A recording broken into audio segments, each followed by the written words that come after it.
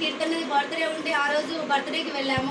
Busy life हो गया है, చాలా బిజీగా ఉన్నాము कि वो हमारे साथ है, కానీ ఆమె మాతో ఉంది. हम आपको प्यार करते हैं, మేము మిమ్మల్ని हम ప్రేమిస్తున్నాము, आपके लिए दुआ कर रहे हैं. మీకోసం ప్రార్థన प्रभु చేస్తున్నాము. आपको अच्छा तंदुरुस्त सामर्थ्य, దేవుడు మీకు మంచి ఆరోగ్యము మంచి జ్ఞానము ఇచ్చేలాగా. परमेश्वर के बिना हम कुछ नहीं कर सकते, దేవుడు లేకుండా మేము ఏం చేయలేము. है ना? हालेलुया. हालेलुया. परमेश्वर महान है, దేవుడు वो గొప్పవాడు, हमें प्यार करता है, ఆయన మనల్ని हम ప్రేమిస్తున్నాడు, आपको प्यार करता है. మేము మిమ్మల్ని हम ప్రేమిస్తున్నాము. जब सब मिलकर प्रभु को प्यार करना शुरू करेंगे, మనం అందరం కలిసి దేవుని ప్రేమించడం మొదలు పెడితే रायपुर में कलिशा बन गया అక్కడ రాయపూర్ లో ఒక సంఘం కట్టాము, और बहुत और एक कलिशा भी बनाया, ఇంకొక సంఘం కూడా కట్టాము. और यहाँ आया, మళ్ళీ ఇక్కడికి వచ్చాము, यहाँ भी कलिशा शुरू किया, ఇక్కడ కూడా సంఘాన్ని यहाँ भी కడుతున్నాము, कलिशा बन जाएंगे, ఇక్కడ కూడా ఒక సంఘం और जाते ఏర్పడుతుంది. रहेंगे, प्रभु के कार्य करते रहेंगे. ఇంకా వెళ్తూ వెళ్తూ ఉంటాము, దేవుని కార్యాలు చేస్తూ हम ఉంటాము. दिल के गहराई से हम आपको स्वागत कहते हैं. మనస్ఫూర్తిగా మిమ్మల్ని మేము స్వాగతం చేస్తున్నాము. जोर से ताली बजाएंगे, అందరం చప్పట్లు కొడుతూ और जो मन में प्रभु ने रखा हुआ हमारे साथ शेयर करेंगे. अभी ఈ రోజు ఆమె హృదయంలో ఏమైతే పెట్టుకుందో దేవుడు ఈ రోజు ఆమెతో మనతో మాట్లాడబోతున్నాడు. ट्रांसलेशन भी सुनता हुई ट्रांसलेशन. నేను దేవునికి వందనాలు చెల్లిస్తున్నాను. और मैं बहुत खुश हूँ. నేను చాలా సంతోషంగా ఉన్నాను. 10 साल के बाद 10 సంవత్సరాల తర్వాత मेरे इस बेटे से मेरी मुलाकात हुई. ఈ కొడుకుతో నాకు దేవుడు కలిపాడు. मैं धन्यवाद प्रभु को इतना देती हूँ कि मैं आपको वर्णन नहीं कर सकती जब इससे मेरी मुलाकात. నేను దేవునికి ఎన్నో వందనాలు చెల్లిస్తున్నాను, నేను అది చెప్పలేను, ఎందుకంటే నా కుమారునితో నన్ను కలిపినందుకు.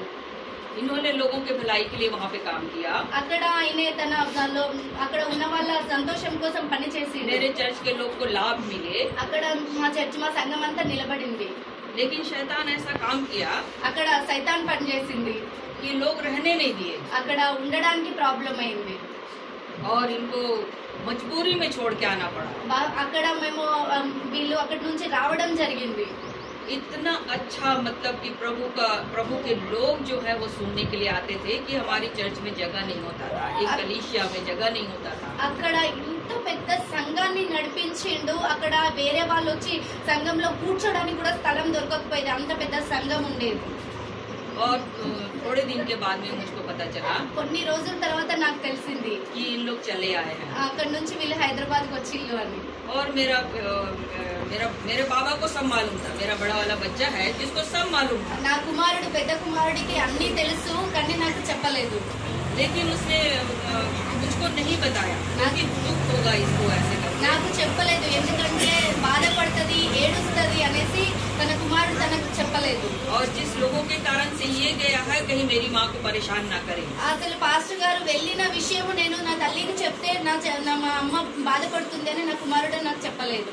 उसके बाद मेरा बच्चा जबलपुर चला गया क्योंकि वहीं रहता है. దాని తర్వాత నా పెద్ద కుమారుడు జబల్పూర్ కి వెళ్ళిండు, అక్కడే ఉంటాడు. उसके थोड़े दिन के बाद में वो आया. కొన్ని రోజుల తర్వాత ఆయన మళ్ళీ వాపస్ వచ్చిండు. उस समय तक मैं रिटायरमेंट हो चुकी थी. అప్పటికి నేను రిటైర్డ్ అయిపోయాను. और एक दिन उसने धीरे से बात किया. ఒక రోజు ఆయన మెల్లగా చెప్తున్నాడు. सुरेंद्र से ఆయన ఒక రోజు సురేందర్ పాల్ తోటి మాట్లాడాడు. मैंने कहा कि तेरे पास सुरेंद्र पाल का मोबाइल नंबर है? అప్పుడు నేను అడిగాను నా కుమారుని, నీ దగ్గర సురేందర్ పాల్ పాస్టర్ నెంబర్ ఉందా అని. उसने बोला हाँ है. ఉంది. उससे बात कराना तो हाँ वो टाल देता था. ఆయనతో ఒకసారి మాట్లాడిపించు అని అంటే ఆయన వెనక ముందు అయ్యేవాడు. इसलिए कि अगर कोई मम्मी को आके पूछे कि आप सुरेंद्र पाल को जानते हैं क्या, करके वो कहीं परेशानी में ना फंस जाए. अगर हाँ बता देते. ఎవరైనా వచ్చి మమ్మీకి ఆ నెంబర్ ఇస్తే మళ్ళా పాస్టర్ కి ఊకే ఫోన్లు చేస్తే ఆయన పరిచయం చేస్తారు, అందుకే నేను మమ్మీకి నెంబర్ ఇవ్వను అనేసి నా కుమారుడు నాకు నెంబర్ ఇవ్వలేదు. क्योंकि सुरेंद्र के आने के बाद में लोग मेरे को आके परेशान करने लगे कि सुरेंद्र का नंबर है, सुरेंद्र के बारे में सब कुछ जानती है और ये हमको बताने रहे. సురేందర్ పాల్ ఇక్కడ నుంచి వెళ్ళిపోయిండు, మా దగ్గర నెంబర్ లేదు అనేసి నన్ను చాలా మంది వచ్చి మీ దగ్గర నెంబర్ ఉంటే ఇవ్వండి అనేసి మేము ఆయన కలుస్తాము అనేసి చాలా మంది మమ్మల్ని అడిగారు. मैंने उनको समझाया कि आपको जो मिलना है, जो कुछ भी मिलना था वो सब मिल गया, अब उसको परेशान नहीं करो. और सचमुच में मेरे पास उसका नंबर नहीं है. నేను వాళ్ళకు చెప్పాను నిజంగా నా దగ్గర నెంబర్ లేదు అనేసి. ऐसे लोग कलीसिया में पाए जाते हैं जो लालच से भरकर किसी की सेवा को टाल देते हैं. అట్లాంటి వాళ్ళు సంఘాలలో ఉంటారు. मैंने देखा है. నేను చూశాను. जब इंसान बढ़ने लगता है, प्रभु उसको आशीष देने लगता है, उसके पीछे थोड़ी सी कमजोरी के कारण से शैतान काम करने लगता है. నేను చాలా సంఘాలలో చూశాను, మంచిగా కలిసి ఎదుగుతుండగా ఏం చేస్తారంటే సంఘం ఎదుగుతుండగా ఉండగా ఏం చేస్తారంటే దాన్ని ఎలా చెడగొట్టాలి, ఎలా అక్కడి నుంచి తీసేయాలని ఆలోచిస్తూ ఉంటారు సంఘంలో ఉన్న వాళ్ళే. और लोग ऐसे ही हो जाते हैं, సంఘంలో ఉన్న వాళ్ళు అలా చేస్తూ ఉంటారు. लेकिन हम समझ नहीं सकते हैं, या लोग प्रभु में जो नहीं रहते हैं वो नहीं समझ सकते कि ये सारा काम शैतान का है. దేవుల్లో ఉన్న వాళ్ళు దాన్ని అర్థం చేసుకోలేకపోతున్నారు, నేను సంఘాన్ని విడగొట్టడము తప్పు అనేసి. హల్లెలూయా. ठीक बोल रही हूँ मैं? నేను కరెక్టే చెప్తున్నానా? हालेलुया. హల్లెలూయా. परमेश्वर का धन्यवाद हो. फिर उसने बहुत दिन के बाद टालते टालते मुझको फिर नंबर दिया. దేవునికి వందనాలు చెల్లిస్తున్నాను. చాలా రోజుల తర్వాత నాకు నెంబర్ దొరికింది. मैंने पूछा कि हेलो कौन बोल रहा है? बोले मैं सुरेंद्र पाल बोल रहा हूँ माँ. నేను అడిగాను, హలో ఎవరు మాట్లాడేది, సురేందర్ పాలేనా అంటే ఎస్ మా, నేను సురేందర్ పాలే मेरा మాట్లాడుతున్నాను. मन भर गया.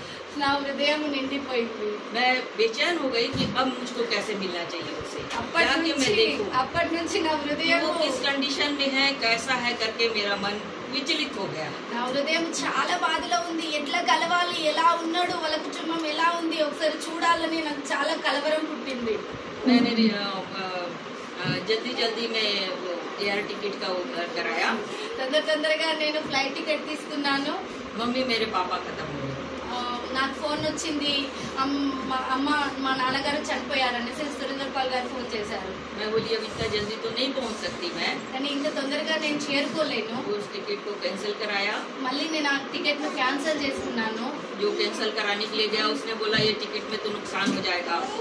ఈ టికెట్ క్యాన్సిల్ అయితే చాలా డబ్బులు ఖర్చు అవుతాయి అనేసి ఆ టికెట్ వాళ్ళు చెప్పారు. मैंने कहा कोई बात नहीं, ఏం కాదు, अब मुझको 15 तारीख का चाहिए. మళ్ళీ నాకు 15th కు నేను అక్కడికి వెళ్ళాలి. हाँ నాకు बोले టికెట్ आपको फिर इतना ही देना पड़ेगा उसमें. దాంట్లో కూడా ఇంతే ఇవ్వాలి అనేసి చెప్పాడు. मैं कर दूं? నేను చేయాలా? मैंने कहा हाँ मुझको तो जाना ही है. నాకైతే వెళ్ళాలి, మీరు కంపల్సరీ నాకు టికెట్ मेरे చేయండి. साथ जो बच्चा गया నాతో ఎవరైతే బాబా వెళ్ళిండో वो बोलता है कि फिर से ऐसा ना हो. మళ్ళీ ఇట్లా చేయకు అని చెప్తున్నాడు. नहीं जो होगा सो मैं 15 तारीख का करा के फिर मैं जाना है. ఏమైనా కానీ నేనైతే 15వ తారీఖు అక్కడ ఉండాలి అనేసి నేను అనుకున్నాను. मैं प्रभु को धन्यवाद देती నేను हूँ. దేవునికి వందనాలు చెల్లిస్తున్నాను. प्रभु का धन्यवाद हो, ये प्रेम के कारण हुआ. ఇది దేవునికి వందనాలు చెల్లిస్తున్నాను. ఇది ప్రేమ వల్ల జరిగింది. क्योंकि वो जानता है कि माँ कैसी है और मैं जानता हूँ कि वो बेटा कैसा है. ఆయనకు తెలుసు నేను ఎలాంటి దాన్నో, నాకు తెలుసు ఆయన ఎలాంటి వాడు. लेकिन सबसे बड़ी बात है कि क्या आप लोग इसको जानते हैं? అన్నిటికంటే ముందు మీకు తెలుసా, దీని గురించి మీరు ఆలోచిస్తున్నారా, దీని గురించి మీకు తెలుసా? सिर्फ सुनिए नहीं, हाँ या नहीं. అందరూ వినడమే కాదు, मेरी भाषा को नहीं समझते तो हाँ या नहीं में जवाब दीजिए. क्या आप लोग इनको जानते हैं? మీరు బైబిల్ ను తెలుసుకున్నారా? Yes. మీరు ఒకటి చెప్పండి, తెలుసుకున్నాము, లేదు తెలుసుకోలేదు, తెలుసుకున్నామా? लेकिन क्या इसमें जो बसते हैं प्रभु परमेश्वर यहोवा पवित्र यीशु और पवित्र आत्मा आपको जानता है? దీంట్లో ఏదైతే ఉందో దాంట్లో అది మీరు చదివినప్పుడు దేవుడు మీతో మాట్లాడుతున్నాడా? పరిశుద్ధాత్మ మీతో ఉందా? आपको जानता है? పరిశుద్ధాత్మ మిమ్మల్ని తెలుసుకుంటుందా? आपको जानता है करके तो आप यहाँ आए हैं. దేవుడు మిమ్మల్ని తెలుసుకున్నాడు కాబట్టి ఈ రోజు మీరు ఇక్కడ ఉన్నారు. इंसान की इतनी हस्ती नहीं है कि वो अपने मन से कोई कार्य को कर सके. మనిషికి ఇంత జ్ఞానం లేదు, మనిషి ఆయనకైనా చేసుకోవడానికి. प्रभु का आत्मा जब आप में काम किया तो आपको प्रेम है करके आप यहाँ पर आए. దేవుని ప్రేమ మీలో ఉంది కాబట్టి ఈ రోజు మీరు ఇక్కడ ఉన్నారు. वैसे ही मैं समझती हूँ कि प्रभु मुझको प्रेम करता है, इसलिए आज मैं आप लोगों के सामने. నేను అలానే ఆలోచిస్తున్నాను, ఎందుకంటే దేవుడు ఈ రోజు నన్ను నిలబెట్టుకున్నాడు అంటే దేవుని ప్రేమ నాలో ఉంది కాబట్టి నేను ఇక్కడ నిలబడ్డాను. मैं कोई बहुत बड़ी भविष्यवक्ता नहीं हूँ నేను పెద్ద ప్రవక్తని కాదు, और एकदम परफेक्ट भी नहीं हूँ. आप लोग ज्यादा परफेक्ट होंगे मुझसे. నేను పర్ఫెక్ట్ కూడా కాదు, నాకంటే మీరే పర్ఫెక్ట్ కావచ్చు. लेकिन मेरे जीवन में ऐसे ऐसे मोड़ आए हैं जिनको थोड़ा सा अनुभव मैं आपके लोगों के बीच में प्रभु के लिए, जिसने ये हेजकेल को हड्डियों के बीच में, हड्डियों की तराई में घुमा करके उसको खड़ा करके भविष्यवाणी करवाया. నా జీవితంలో ఇలాంటి ప్రాబ్లమ్స్ జరిగినవి నేను ఎన్ని చెప్పుకున్నా తగ్గవు. హెజ్కేల్ జీవితంలో ఎలా అయితే తను ఎముకల నుండి ఆయన లేవనెత్తాడో అలాగే నా జీవితంలో జరిగింది. और वो हड्डियां जी उठी. అక్కడ ఎముకలు లేచి నిలబడ్డాయి. परमेश्वर पिता ने यहेजकेल के द्वारा भविष्यवाणी कराते गया, क्या ये हड्डियां जी उठेंगी? హెజ్కేల్ ద్వారా ఆ ఎముకలను దేవుడు వాటిని నిలబెట్టాడు. तो तू भविष्यवाणी कर నువ్వు ప్రవచించు, कि ये हड्डियां जी उठेंगी। ఈ ఎముకలు నిలబడతాయా?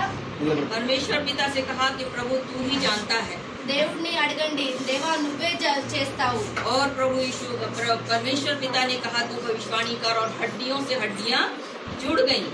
నువ్వు దేవుణ్ణి అడిగినప్పుడు దేవుడు నీ జీవితంలో కార్యం చేశాడు. ఎముకలన్నీ నిలబడ్డాయి, అవి కలిసాయి, ఒక మనిషిగా నిలబడింది. क्योंकि हड्डियां जो थी एकदम सूखी हुई थी। ఆ ఎముకలన్నీ ఎండిపోయినవి. मैं ऐसा सोचती हूँ कि परमेश्वर पिता ने जब ये हेस्केल से कहा होगा कि क्या ये हड्डियां जी उठेंगी, तो वो भी थरथरा गया होगा और कांप गया होगा। నేను ఇట్లా ఆలోచిస్తున్నాను, ఆ ఎస్కేలు అవి ఎముకలన్నీ నిలబడతాయా అని ఆలోచించినప్పుడు ఆ ఎస్కేల్ కూడా ఆలోచించిండు కావచ్చు, ఇవి నిజంగా నిలబడతాయా, ఇవి అన్ని కలుస్తాయా అని అయినా ఆలోచించిండు కావచ్చు. जब उसने भविष्यवाणी किया हड्डियों से हड्डियां जुड़ गई, ఆయన ఎప్పుడైతే ప్రవచించాడో అప్పుడు అవి అన్ని కలిసాయి. उसमें फिर नस चढ़ा, वो देखता रहा। దాని తర్వాత దాంట్లో నర్స్ అని ఎక్కి అవన్నీ చూస్తూ ఉండగానే తయారయ్యాయి. और उसमें फिर मांस चढ़ा, वो भी देखता रहा। దానిపైన మొత్తం చర్మం వచ్చింది. फिर उसमें स्किन चढ़ा, वो भी देखता रहा। वो దాని మీద మళ్ళీ చర్మం వచ్చింది, అదంతా చూస్తున్నాడు. परमेश्वर पिता के अद्भुत कार्य को देखता रहा और वो इंसान बन गया। దేవుడు తన గొప్ప కార్యాన్ని ఎస్కేల్ కు చూపిస్తున్నాడు. అప్పుడు అది ఒక మనిషిగా తయారై నిలబడింది. హల్లెలూయా, హల్లెలూయా. जब वो इंसान बन गया, ఎప్పుడైతే మనిషిగా తయారైందో पूरी हड्डियां, ఆ ఎముకలన్నీ, तो वो सोचा होगा इंसान बन गया तो बुत बन गया था। ఆయన ఆలోచించిండు మనిషిగా తయారైనప్పుడు అది దయ్యమైందా అనేసి. उसने कहा कि इनमें सांस आएगी क्या, దాంట్లో శ్వాస ఉందా, దాంట్లో ఏమంటారు శ్వాస ఉందా లేదా అని ఆలోచిస్తున్నాడు. क्योंकि वो भूत था, वो सांस नहीं ले पा रहे थे वो लोग। అది దయ్యం లాగా ఉంది, వాళ్ళు శ్వాస తీసుకోలేకపోతున్నారు. फिर उसने कहा దాని తర్వాత ఆయన ఆలోచించిండు, भविष्यवाणी कर, మళ్ళీ నువ్వు ప్రవచించు, चारों दिशा से हवाएं आए, 4 తరపుల నుంచి గాలి వచ్చింది, और उसमें बस जाए, దాంట్లో నిలబడింది, और वो सांस लेने लगे, వాళ్ళు శ్వాస తీసుకోవడం జరిగింది. और वो जीवित प्राणी बन गए। వాళ్ళు జీవితాన్ని పొందుకున్నారు, వాళ్ళు మనిషిగా రూపించబడ్డారు. जितनी हड्डियां थी वो जीवित आप लोगों के जैसे ही प्राणी बन गए, एक बहुत बड़ा सेना बन गया। అక్కడ ఎన్ని ఎముకలు అయితే ఉన్నాయో అన్ని ఎముకలు అన్ని ప్రతి ఒక్కరు మనిషి రూపకంగా తయారై అక్కడ ఉన్న వాళ్ళన్నీ లేచి నిలబడి అవి ప్రతి ఒక్కరు ఒక సేన లాగా అయిపోయాయి. అవన్నీ నిలబడిపోయినాయి, మనుషులుగా మార్చబడ్డారు. कहने का मतलब जो सूखी हड्डियों में जान डाल सकता है, वो जीवित प्रभु के नाम को लेकर के मैं आप लोगों के सामने खड़ी। నేను చెప్పేదానికి అర్థం ఇది, అది లోకం అది మొత్తం చచ్చిపోయి దేనికి పనికిరాని ఒక ఎముకను తీసుకొని దేవుడు మళ్ళీ దానికి శరీరాన్ని వచ్చి నిలబెట్టాడు. ఈ రోజు మన జీవితం ఎలా ఉంది? क्योंकि प्रभु परमेश्वर ने जब आदम को बनाया, అప్పుడు దేవుడు ఆదామును తయారు చేసినప్పుడు मिट्टी सानी మట్టి తీసుకున్నాడు, और उसको अपने स्वरूप में बनाया, తన స్వరూపంలో చేసుకున్నాడు, और अपना श्वास, अपना खुद का श्वास उसमें फूका, తన సొంత శ్వాసని దేవుని శ్వాసని ఆయనలో ఊదాడు, और वो जीवित प्राणी बन गया। ఆదాము ఒక జీవితాన్ని పొందుకొని నిలబడాడు. तो जितने आदम के वंश हैं सब आदम के समान हैं। ఎంతమంది అయితే ఆదం వంశావళి ఉందో వాళ్ళంతా ఆదాం లాగానే ఉన్నారు. लेकिन प्रभु की आज्ञा को नहीं मानने के कारण, కానీ దేవుని ఆజ్ఞలు వినకపోవడం వల్ల वाटिका जो थी, जो प्रभु ने बनाया था उसके लिए रहने के लिए, और उसमें सारे जीव जंतु को रखा, फल फ्रूट्स को रखा। ఆదం వాటిక, దేవుడు ఆదం కోసం ఏ వాటికనైతే అక్కడ కట్టాడో దాంట్లో జంతువులు జీవరాశులు అన్ని ఉన్నాయి. ఎవరు నిద్రపోవద్దు, అందరూ వినండి. హల్లెలూయా.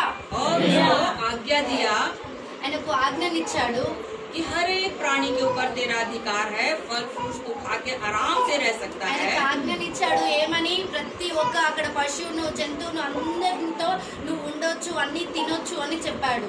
और परमेश्वर इतना प्रेम करते थे आदम से कि उससे मिलने के लिए आया। దేవుడు ఎంత ప్రేమించేవాడు ఆదాంని, ఆయనను కలవడానికి వచ్చేవాడు. सुबह के समय, भोर के समय परमेश्वर पिता उससे मिलने के लिए आते थे। ఉదయాన్నే దేవుడు ఆయనను కలవడానికి వచ్చేవాడు.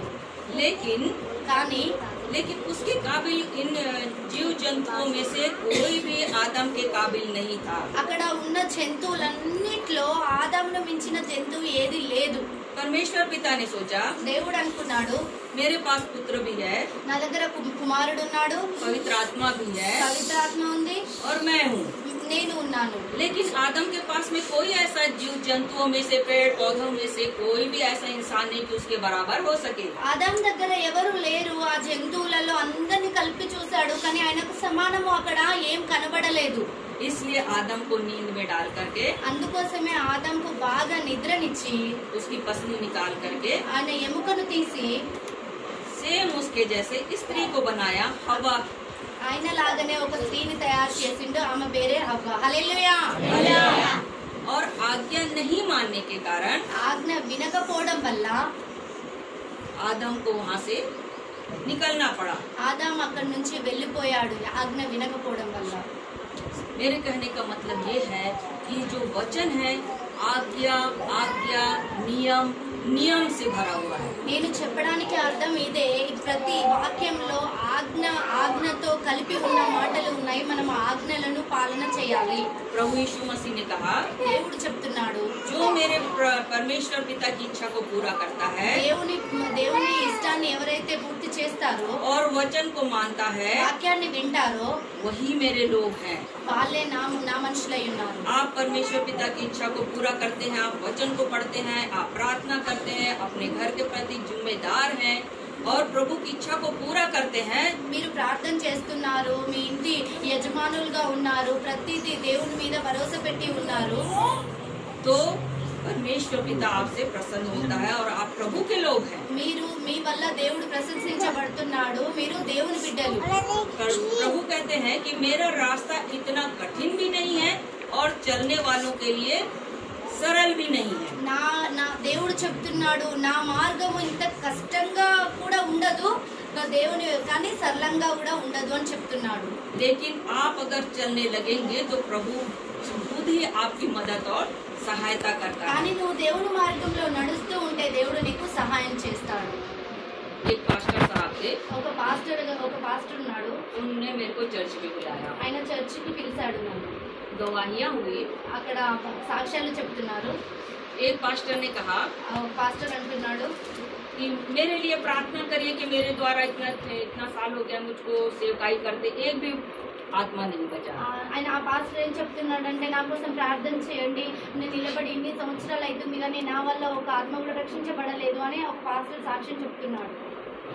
सब कुछ हो गया, गाना हो गया, सब होने के बाद में प्रार्थना हो गया, प्रार्थना होने के बाद में जब वचन शुरू हुआ, అక్కడ అన్ని అయిపోయాయి, ప్రార్థన అయింది, పాటలైనాయి, అన్ని అయిపోయింది. ఎప్పుడైతే వాక్యం స్టార్ట్ అయిందో, जब वचन शुरू हुआ तो मैं देख रही हूँ वो पास्टर तो ऊँघ रहा है।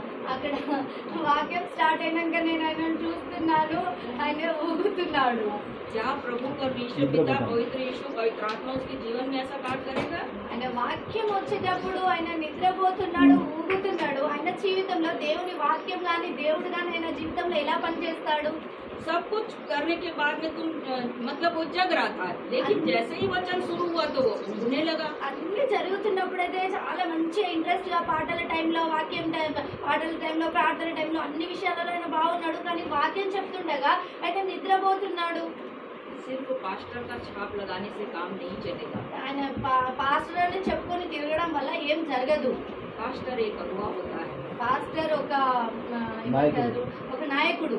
जैसे प्रभु यीशु मसीह ఎలాగైతే దేవుడు ఉన్నాడో, యేసు ప్రభు चरवाहा थे, ఆయన ఒక కాపరిగా ఉన్నాడు. वैसे ही पास्टर एक अगुवा होता है। ఆయన ప్రతి సంఘంలో పాస్టర్ ఒక కాపరిగా ఉంటాడు. और जो कलीसिया है वो भेड़े होती है। సంఘము ఏమైందంటే తన కుటుంబస్తులుగా ఉంటారు. भेड़े क्यों कहा है? ఎందుకు అలా చెప్తున్నాడు? గొర్రెలు అని ఎందుకు చెప్తున్నాడు? पहले जो चरवाहा होता था ఫస్ట్ కాపరిగా ఉండేవాడు, वो आगे आगे चलता था, ఆయన ముందు వెళ్తాడు, उसके पीछे भेड़े चलती थी। దాని వెనకాల గొర్రెలన్నీ వెళ్తాయి. आजकल सब बकरी बन गए हैं। ఇవాళ రేపు అన్ని ఏమైతున్నాయి అంటే మేకలు అవుతున్నాయి. बकरी आगे चलती है, మేకలు ముందు వెళ్తాయి, उसका चरवाहा पीछे चलता है గొర్రెలు ముందు వెళ్తున్నాయి, దాని వెనకాల और वो वहाँ కాపరి करता जाता है వెళ్తున్నాడు. और वो बकरियाँ आगे चलती है। मेरे कहने का मतलब है గొర్రెలన్నీ ఎక్కడ పడితే అక్కడ పోతున్నాయి, దాని వెనకాల గొర్రెల కాపరి వెళ్తున్నాడు. आप హల్లెలూయా. हालेलुया। आप परमेश्वर पिता के लोग हैं, पवित्र आत्मा को अच्छे से जानते हैं, पवित्र यीशु को अच्छे से जानते మీరు हैं, దేవుని బిడ్డలు, దేవుని ఆత్మను తెలుసుకున్నారు, దేవుని ఆత్మలో మీరు ఉంటున్నారు, యేసుక్రీస్తును నమ్ముకున్నారు. इसलिए अगुआ जो होता है वो आपके लिए एक परमेश्वर पिता के सदृश होता है। ఎవరైతే మన సంఘంలో కాపరిగా నిలబడ్డారో ఆయన మనకు యేసు ప్రభును చూపిస్తున్నాడు वचन के अनुसार। దేవుని వాక్యం అనుసారంగా. मैं पास्टर ट्रेनिंग नहीं ली हूँ, मैं పాస్టర్ ట్రైనింగ్ చేయలేదు. आपके सामने अंगूठा छाप हूँ, మీ ముందు నేను ఏలు ముద్రలాగా నిలబడ్డాను. लेकिन एक वचन को मैं बांटूंगी आपके सामने కానీ నేను వాక్యం చెప్పాలనుకుంటున్నాను మీకు. और एक गवाही को मैं रखूंगी आपके सामने। కొంచెం ఒక సాక్ష్యాన్ని కూడా చెప్పాలనుకుంటున్నాను.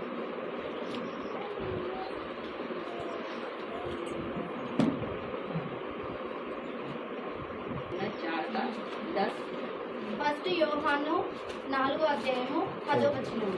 10, 11, 12 10, 11, 12 ఎవరైనా చదవండి. మొదటి యోహాను 4వ అధ్యాయము 10, 11. మనము దేవుని ప్రేమించితిమని కాదు, తానే మనలను ప్రేమించి మన పాపములకు ప్రాయచిత్తమై ఉండుటకు తన కుమారుని పంపెను. ఇందులో ప్రేమ ఉన్నది. 11. ప్రియులారా, దేవుడు మనలను ఇలాగూ ప్రేమింపగా మనం ఒకరినొకడు ప్రేమింపబద్ధులమై ఉన్నాము. 12 కూడా చదవండి. ఏ మానవుడును దేవుణ్ణి ఎప్పుడునూ చూచి ఉండలేదు. మనం ఒకరినొకడు ప్రేమించిన యెడల దేవుడు మన యందు నిలిచి ఉండును. ఆయన ప్రేమ మన యందు పరిపూర్ణమగును. प्रभु आशीष दे आप लोगों को वचन के पढ़ने के द्वारा। मैं हिंदी में पढ़ रही हूँ और आप ट्रांसलेशन करेंगे। प्रेम इसमें नहीं कि हमने परमेश्वर से प्रेम किया, మనము దేవుణ్ణి ప్రేమించితిమి కాదు, తానే మనలను ప్రేమించి पर इसमें है మన పాపాలకు कि उसने हमसे प्रेम किया। దీంట్లో ఉంది ఆయన మనల్ని ప్రేమించాడు.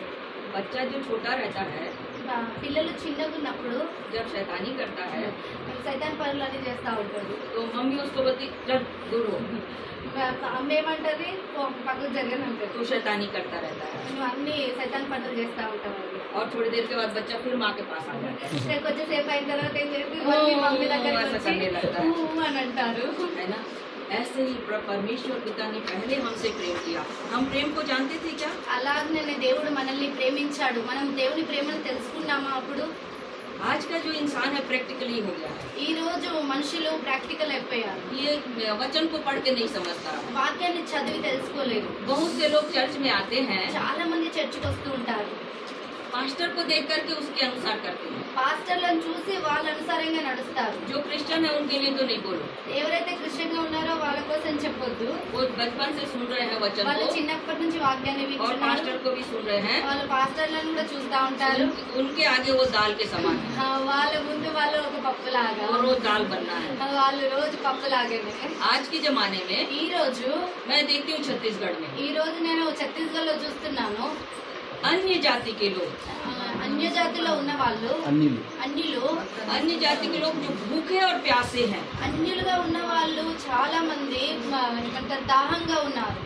उनको जब देखोगे आप వాళ్ళను చూసినప్పుడు तो लगेगा कि वो लोग भूखे और प्यासे और समय पे आ जाते हैं। వాళ్ళు సమయానికి వస్తారు. వాళ్ళు ఆకలితో దాహంతో ఉన్నట్టు తప్పకుండా సమయానికి వస్తారు.